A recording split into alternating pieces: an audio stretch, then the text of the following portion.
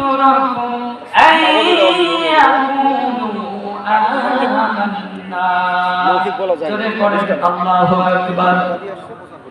গাটি জোরে হ্যাঁ কোথায় এলাকার সরপঞ্চ তো এখন আর না চিল্লাই, এরপরে যখন প্রধান বক্তা আসবে আজাদি সাহেব তখন চিল্লাবো নাকি, তা হবে, সমস্যা নেই।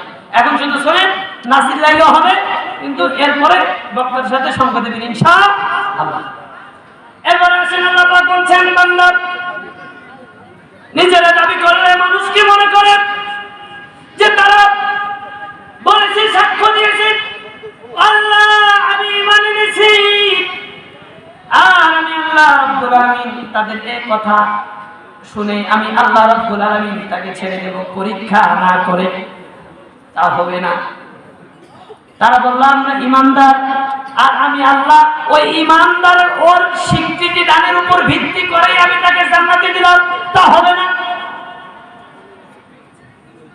বান্দা যখন ঈমানদার দাবি করল, রব্বুল আলামিন বলেন অহুম লা ইফতানুন, আমি বান্দারে পরীক্ষা না করে বান্দাকে অব্যাহতি দেব, তা হবে না। বান্দারে আমি পরীক্ষা করব, কি করব? হ্যাঁ, তার মানে এই পৃথিবীবাসী যতই আমরা নিজের ঈমানদার দাবি করি, মুসলমানের জুমার নামাজ পড়ি, যতই ঈদের নামাজ পড়ি, আর নিজের মুসলমান দাবি করি, যদি পুরোপুরি ঈমান ধারণ করে ঈমানের বাস্তবতা যদি নিজের জীবনে ধারণ করতে না পারি, তো এই মুসলমানিত্বর এই ঈমানের এক পয়সা পরিমাণও, বিন্দু পরিমাণও আল্লাহর কাছে কোনো দাম থাকবে না। কথা বলুন ঠিক কিনা? দাম থাকবে তখন যখন আপনার ঈমান পাকাপোক্ত হবে। এবার আসেন, আমরা মুসলিম যারা, উত্তরাধিকার সূত্রে মুসলিম যারা, আমরা যখন মুসলমানের ঘরে জন্ম নেই, জন্ম নেওয়ার সাথে সাথে আমরা দাবি করি আমরা মুসলিম, আর এভাবে আমরা নামাজ পড়ি আর না পড়ি, ইসলাম মানি আর না মানি, ইসলামের বিধান কায়েম করার প্রচেষ্টা করি আর না করি, আমরা মুসলমান, তাই না? কিছু করার দরকার নেই, আমরা মুসলমান।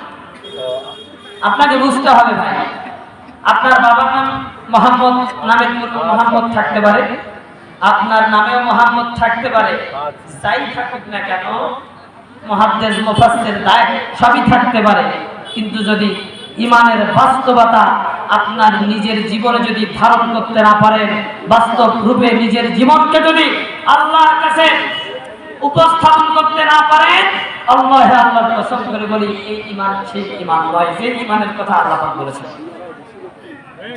যে ঈমানের কথা আল্লাহ পাক বলেছেন সেই ঈমান এই ঈমান। এরপরে আসেন, আল্লাহ রাব্বুল আলামিন বলছেন যে এই বান্দা যখন ঈমানদার দাবি করবে, যেই নিজেকে ঈমানদার দাবি করবে, আমি তারই পরীক্ষা শুরু করে দেব। জান্নাতে দেওয়ার আগে আমি তারে আগে পরীক্ষা যাচাই বাছাই করব। আমরা সামান্য বাজারে গিয়ে পাইলা কিনি না, মাটির পাইলা কিনি না, মাটির পাইলা কিনি, এরপর সাওয়া কিনি, মানে মাটির তৈরি জিনিসপত্র আর কি। এই 10 টাকা 15 টাকার জিনিস আপনি বাজারে কিনতে যান, আর ঠুক ঠুক করে লাঠি দিয়ে বাড়ি দেন, আসলে এই মালটা খাবার আছে কিনা, হ্যাঁ দেখেন কিনা? আর আল্লাহ রাব্বুল আলামিনের এত সৌন্দর্যময়, আল্লাহ রাব্বুল আলামিনের গড়া, নিজের গড়া অপরূপ সুন্দর এই জান্নাত, সৌন্দর্যমণ্ডিত এই জান্নাত, এই জান্নাতে যারাই দাবি করবে আমি মুসলমান, যারাই দাবি করবে আমি ঈমানদার, আর আল্লাহ পাগল হয়ে তার জান্নাতে দেবে। আমরা কি পাবো? আল্লাহ রাব্বুল আলামিন বলে আমি বান্দা পাবো না। তুমি মুখে মুখে বললে, বড় বড় কথা বললে, আর আমি তোমার কথার উপর ভিত্তি করে আমি তোমাদের জান্নাত দিলাম, তা হবে না। আমি তোমাকে ওই মাটির পাতিলের মতো বাড়ি দিয়া যাচাই বাছাই করার পর আমি আল্লাহ রাব্বুল আলামিন ঘোষণা দেব তুমি ঈমানদার। আর যদি বান্দা এই যাচাই বাছাইয়ের পরে যদি তুমি আমি আল্লাহর কাছে যদি ঈমানদার হিসেবে স্বীকৃতি লাভ করতে পারো, আর টেনশন নাই, আমি আল্লাহ রাব্বুল আলামিনের ফয়সালা অনুযায়ী বান্দা তোমার স্থান জান্নাত। সুবহানাল্লাহ পড়বেন না? যদি ওই যে পাইলাটা আপনি চক্কর মাইরে বাড়িতে আনলেন ওপাস, তাই না? আপনি যদি আল্লাহ পাকের এই ডাঙে এই বাড়িতে যদি আপনি পার হতে পারেন, টেনশন নাই, আপনি জান্নাতি পড়েন। সুবহানাল্লাহ। এমন আছেন আল্লাহ রাব্বুল আলামিন কিভাবে বান্দার পরীক্ষা করেন। আল্লাহ তাআলা সূরাতুল বাকারা 155 157 নম্বর আয়াতে বর্ণনা করছেন, وَلَنَبْلُوَنَّكُمْ بِشَيْءٍ مِّنَ الْخَوْفِ وَالْجُوعِ وَنَقْصٍ مِّنَ الْأَمْوَالِ وَالْأَنفُسِ وَالثَّمَرَاتِ وَبَشِّرِ الصَّابِرِينَ। জোরে বলেন আল্লাহু আকবার।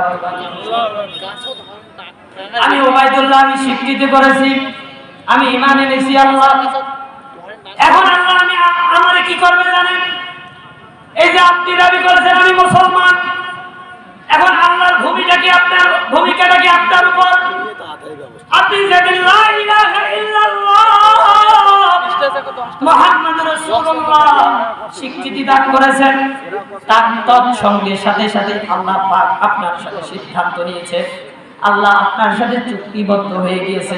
বান্দা, তুমি যখনই স্বীকৃতি দান করলে, আমার পালা এখন তোমার পরীক্ষা করা। এখন যারা ঈমান আনে নাই তাদেরকে আল্লাহ পরীক্ষা করবে না। যারা হিন্দু, যারা খ্রিস্টান, যারা বৌদ্ধ, যারা শিখ,